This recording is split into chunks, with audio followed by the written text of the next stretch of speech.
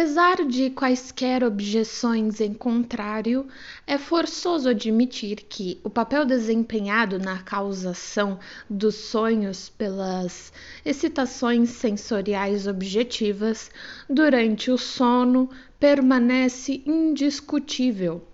E se, por sua natureza e frequência, esses estímulos parecem insuficientes para explicar todas as imagens oníricas, somos incentivados a buscar outras fontes de sonhos análogos a eles em seu funcionamento. Não sei dizer quando despontou pela primeira vez a ideia de se levarem em conta as excitações internas subjetivas dos órgãos dos sentidos, justamente com os estímulos sensoriais externos. É de fato, porém, que isso é feito mais ou menos explicitamente em todas as discussões mais recentes da etiologia dos sonhos. Abre aspas.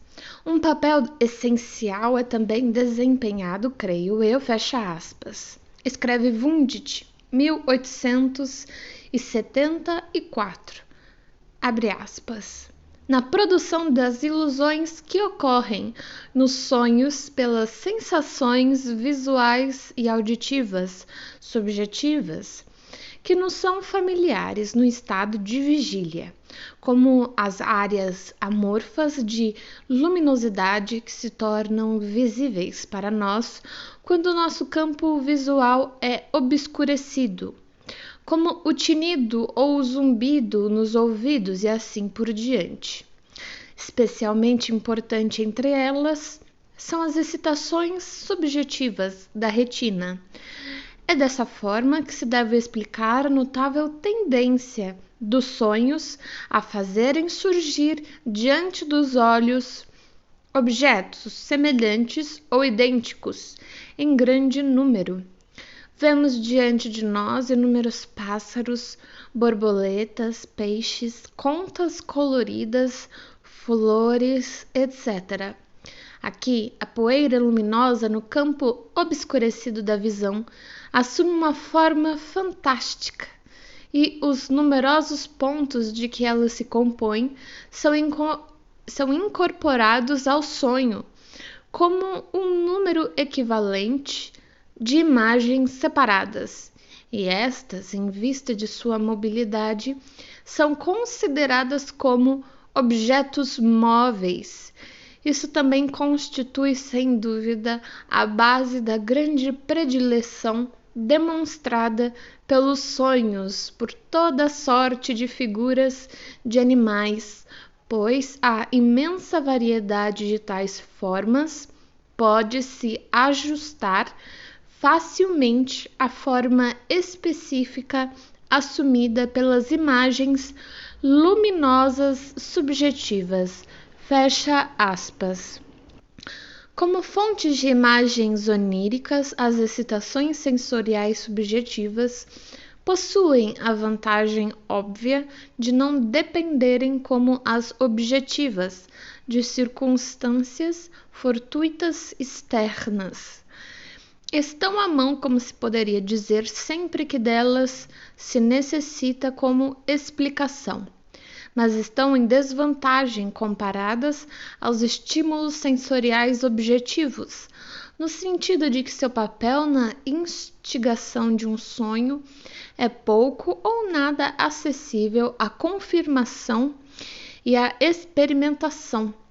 A principal prova em favor do poder de instigação de sonhos das excitações sensoriais subjetivas é fornecida pelo que se conhece como alucinações hipnagógicas, ou, para empregar a expressão de Johannes Müller, 1826, abre aspas, fenômenos visuais imaginativos, fecha aspas. Estes consistem em imagens com frequência muito nítidas e rapidamente mutáveis que tendem a surgir de forma bastante habitual em algumas pessoas. durante o período do adormecimento e também podem persistir por algum tempo depois de os olhos se abrirem. Maury, que era altamente sujeito a elas, procedeu ao seu exame exaustivo e sustenta, como fez Miller antes dele, a ligação e mesmo a identidade delas com as imagens oníricas. Para produzi-las, diz ele, Maury, 1878, entre parênteses, faz-se necessário uma certa dose de passividade mental, um relaxamento do esforço de atenção. No entanto, basta cair num estado letárgico desse tipo por apenas um segundo, contanto que se tenha a necessária predisposição, para que se experimente uma alucinação hipnagógica. Depois disso, pode-se acordar novamente e é possível que o processo se repita várias vezes até que, afinal, se adormeça. Maury verificou que quando lhe acontecia acordar mais uma vez após um intervalo muito prolongado, ele conseguia detectar em seu sonho as mesmas imagens que lhe haviam flutuado diante dos olhos como alucinações hipnagógicas antes de adormecer. Foi o que ocorreu em certas ocasiões com diversas figuras grotescas, de feições contorcidas e estranhas, coifures, que o importunaram com extrema persistência enquanto ele adormecia, e com as quais se lembrou de ter sonhado depois de acordar. De outra feita, quando sentia fome por ter entrado num regime frugal, teve uma visão hipnagógica de um prato e de uma mão a segurar um garfo, e que se servia de comida do prato. No sonho seguinte, estava sentado a uma mesa farta e ouvia o barulho feito com os garfos pelas pessoas que jantavam. Ainda numa outra ocasião, quando foi dormir com os olhos irritados e doloridos, teve uma alucinação hipnagógica, com alguns sinais microscopicamente pequenos que só pôde decifrar um a um com extrema dificuldade. Despertou uma hora depois e se lembrou de um sonho que havia um livro impresso com tipos muito pequenos, que ele lia com grande esforço. Alucinações auditivas de palavras, nomes e assim por diante também podem ocorrer hipnagogicamente, da mesma forma que as imagens visuais, e serem então repetidas num sonho, tal como uma ouverture. Anuncia os temas principais que se irão ouvir uma ópera. Um observador mais recente das alucinações hipnagógicas, Getrambul Lade, 1892, seguiu a mesma orientação de Müller e Maury. Depois de praticar um pouco, tornou-se capaz de acordar repentinamente, sem abrir os olhos, 2 a 5 minutos após haver adormecido gradualmente. Assim, teve oportunidade de comparar as sensações retinianas que acabavam de desaparecer com as imagens oníricas que lhe persistiam na memória. Declara ele que foi possível, em todos os casos, reconhecer uma relação interna entre as duas, pois os pontos e as linhas luminosos de luz idioretínica proporcionavam, por assim dizer, um contorno ou diagrama das figuras mentalmente percebidas no sonho. Por exemplo, uma disposição dos pontos luminosos da retina em linhas paralelas correspondeu a um sonho em que ele vira claramente dispostas diante de si algumas linhas de matéria impressa que estava lendo, ou, para empregar suas próprias palavras, a página nitidamente impressa que eu estava lendo no sonho evanesceu-se num objeto que se afigurou perante minha consciência de vigília como um trecho de uma página impressa real, vista através de um orifício oval num pedaço de papel, a uma distância grande demais para que se pudesse distinguir mais do que um fragmento ocasional de uma palavra e mesmo assim indistintamente. Ládia de opinião, embora não subestime o papel desempenhado nesse fenômeno pelos fatores centrais, cerebrais, que é difícil ocorrer um único sonho visual sem que haja participação de material fornecido pela excitação retiniana intraocular. Isso se aplica especialmente aos sonhos que ocorrem logo depois de alguém adormecer num quarto escuro, ao passo que a fonte de estímulo para os sonhos que ocorrem de manhã, pouco antes do despertar, é a luz objetiva que penetra nos olhos, num quarto que se vai clareando. A natureza mutável e perpetuamente alternante da excitação da luz idioretínica corresponde precisamente à sucessão de imagens em constante movimento que nos é mostrada por nossos sonhos. Ninguém que dê importância a essas observações de Lade há de subestimar o papel desempenhado nos sonhos por essas fontes subjetivas de estimulação, pois, como sabemos, as imagens visuais constituem o principal componente de nossos sonhos. As contribuições dos outros sentidos, salvo o da audição, são intermitentes e de menor importância. Lembro de um sonho em que havia um livro impresso com tipos muito pequenos, que ele lia com grande esforço.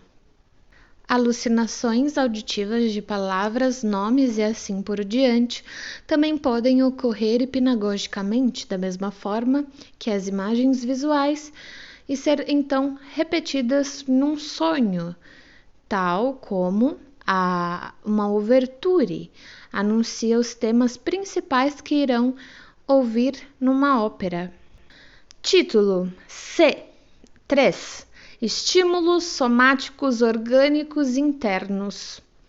Visto estarmos agora empenhados em buscar as fontes dos sonhos dentro do organismo e não fora dele, devemos ter em mente que quase todos os nossos órgãos internos, embora mal nos deem qualquer informação sobre seu funcionamento, enquanto sadios, tornam-se uma fonte de sensações predominantemente penosas, quando se acham no que descrevemos como estados de excitação ou durante as doenças. Essas sensações devem ser equiparadas aos estímulos sensoriais ou penosos que nos chegam do exterior. A experiência de séculos reflete, para citarmos um exemplo, nas observações de Strampel sobre o assunto, 1877, abre aspas. Durante o sono, a mente atinge uma consciência sensorial muito mais profunda e ampla dos eventos somáticos do que durante o estado de vigília. É obrigada a receber e a ser afetada por impressões de estímulos provenientes de partes do corpo e de modificações do corpo, das quais nada sabe enquanto desperta. Fecha aspas. Um escritor tão remoto quanto Aristóteles já considerava perfeitamente possível que os primórdios de uma doença se pudessem fazer sentir nos sonhos, antes que se pudesse observar qualquer aspecto dela na vida de vigília, graças ao efeito amplificador produzido nas impressões pelos sonhos. Também os outros autores médicos, que certamente estavam longe de acreditar no poder profético dos sonhos, não contestaram seu significado como pressagiadores de doenças.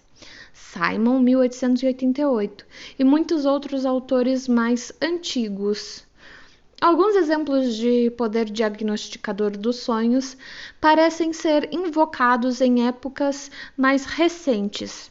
Assim, Tissier, 1898, cita a história de Artigas, 1884, sobre uma mulher de 43 anos de idade que, embora aparentemente em perfeita saúde, foi durante alguns anos atormentada por sonhos de angústia. Passando então por um exame médico, verificou-se que estava no estágio inicial de uma afecção cardíaca, da qual veio finalmente a falecer. Os distúrbios pronunciados dos órgãos internos agem, obviamente, como instigadores de sonhos em inúmeros casos. A frequência dos sonhos de angústia nas doenças do coração e dos pulmões é geralmente admitida. Realmente, essa faceta da vida onírica é colocada em primeiro plano por tantas autoridades que me contento com uma mera referência à literatura. Radstock, 1879, Spita, 1882, Maury, 1878, Simon, 1888, Tissier, 1898. Tissier chega a ser de opinião que o órgão específico afetado dá um cunho característico ao conteúdo do sonho. Assim, os sonhos dos que sofrem doenças cardíacas costumam ser curtos e têm um fim assustador no momento do despertar. Seu conteúdo quase sempre inclui uma situação que implica uma morte horrível. Os que sofrem de doenças pulmonares sonham com sufocação, grandes aglomerações e fugas, e estão notavelmente sujeitos ao conhecido pesadelo. A propósito, pode-se observar que Boerner, 1855, conseguiu provocar esse último experimentalmente, deitando-se com o rosto voltado para a cama ou cobrindo as vias respiratórias. No caso de distúrbios digestivos, os sonhos contêm ideias relacionadas com o prazer na alimentação ou a repulsa.